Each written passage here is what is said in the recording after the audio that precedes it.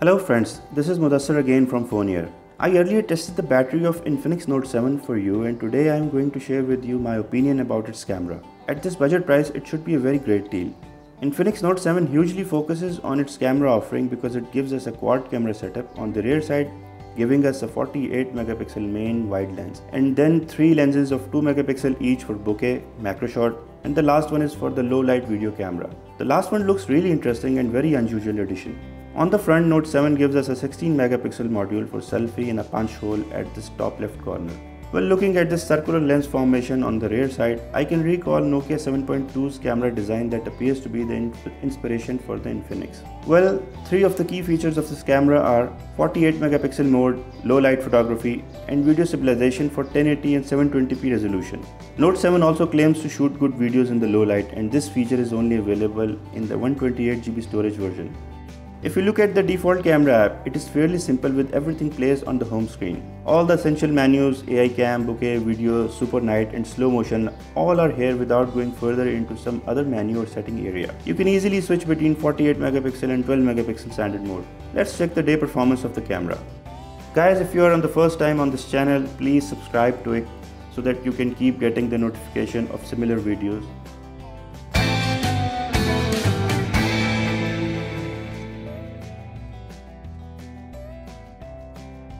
The default camera mode is AI cam and it can take 12 megapixel images. Its performance seems very consistent. The colors appear natural without any artificial color boosting, and there looks to be no oversaturation. And similarly, the dynamic range it covers is quite satisfactory because I can see a good balance between darks and whites in this image.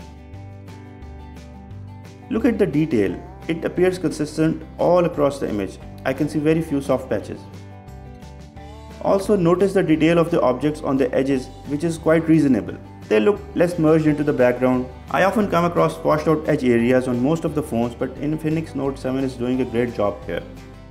The most interesting part of this phone is the toggle key for the activating 48 megapixel full image that carry a lot of details, a lot more detail actually, than the standard version. Look at it closely and you would find things that are not really visible in the 12 megapixel, but they are in the 48 megapixel. As you can see, both the images don't vary much in colors or the contrast, but yes, of course, the detail is different.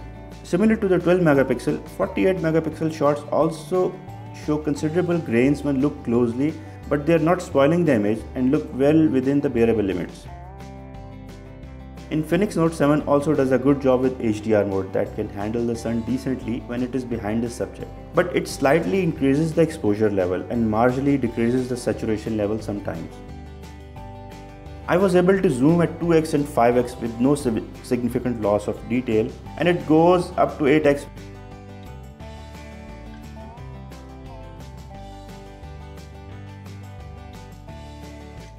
Infinix Note 7 focuses a lot on the low light photos. It certainly goes the extra mile with its super short mode, allowing more light and lots of image processing for creating brighter shots. Have a look at this night picture. I am standing with no light around and only I can say is the far away pole lights. The result is similar to the 48 megapixel as well. I can see not much detail and the lens seems to react very badly with the light source. Now look at this super night mode.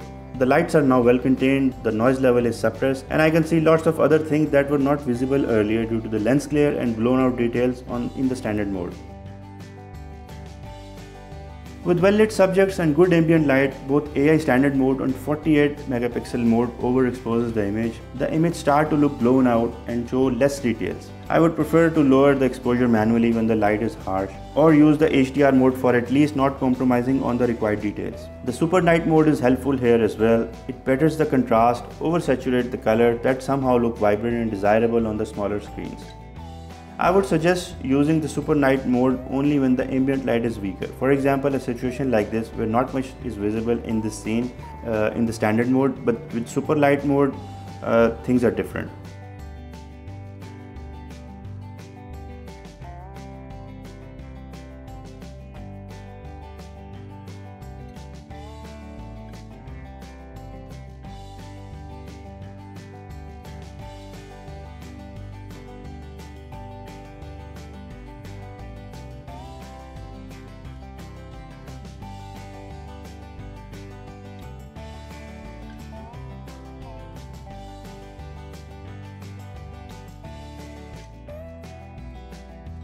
Infinix Note 7 has this 2 megapixel lens for the bokeh, which works very good for the bokeh shots for both human and non-human subjects. It allows to alter the intensity of blur. You can change from f1.0 to f16 for changing the depth of field. Take a look at this flower. You get to see a very nice edge detection and the background is nicely blurred. In the bokeh mode, the colors look punchy and the images look on the brighter side on a sunny day, which looks nice for all screen types. I have seen some patchy subject detection in cameras like Vivo S1 Pro, Galaxy A30s, but here Note 7 looks amazing in this price range.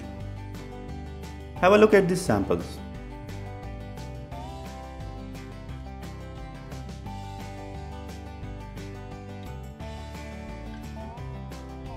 Macro shots are always my favorite and look beautiful. So far, smartphones are still far from the perfect, but the 2 megapixel macro lens is becoming more of a common trait in smartphones. Frankly, it requires some sort of practice and patience, but eventually this phone with a firm grip can produce very acceptable macro shots. They're a bit noisy, grabbing a lot less detail, but quite colorful.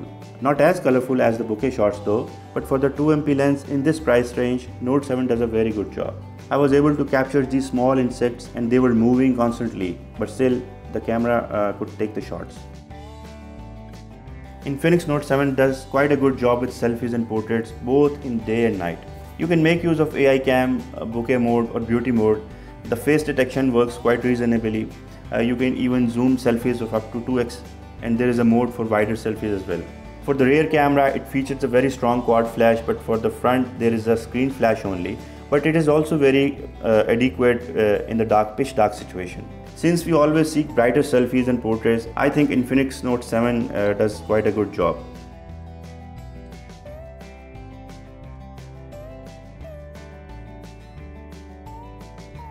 Note 7 can also shoot stabilized videos of up to 1080p resolution at 30 frames per second using its anti-video function. The phone uses an internal software enhancement algorithm that basically processes the entire video and gives a decent result. Take a look at this video sample for both day and night with and without stabilization feature.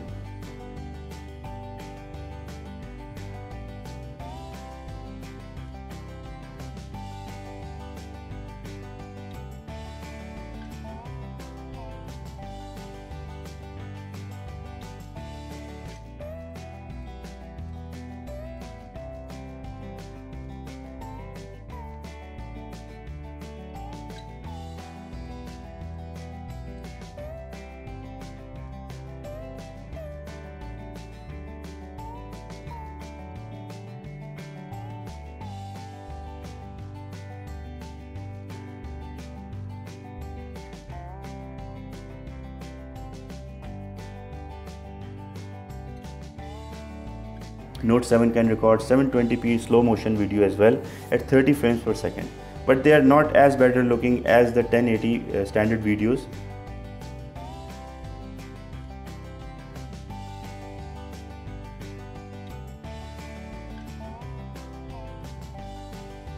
So friends, this is my review and test of Infinix Note 7 camera in different lighting conditions, and in my opinion, I would go with this phone because it gives a lot of things at this affordable price. To sum up, the quad camera, decent low light photography, if not the best, good bokeh, video stabilization, that works very well in this price. If I were to rank this camera in this price category, I would rank it around 8.